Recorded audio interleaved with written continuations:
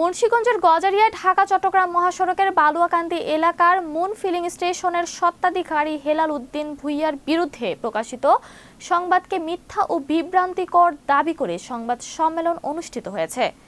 মুন্সিগঞ্জ জেলা প্রতিনিধি এস.এম. নাসির উদ্দিন জানান, বৃহস্পতিবার দুপুরে মুন ফিলিং স্টেশনের কার্যালয়ে আয়োজিত সংবাদ সম্মেলনের বক্তব্যে হেলাল উদ্দিন ভুঁইয়া বলেন, মিনারা বেগম ও তার স্বামী আমিনুল ইসলামের কাছ থেকে তিনি 5 ধাপে মোট 32 লাখ টাকা গ্রহণ করেছিলেন। ইতোমধ্যে রসিদের মাধ্যমে 27,29,000 টাকা পরিশোধ করা হয়েছে এবং অবশিষ্ট অর্থ পরিশোধ করা হবে বলে তিনি জানান।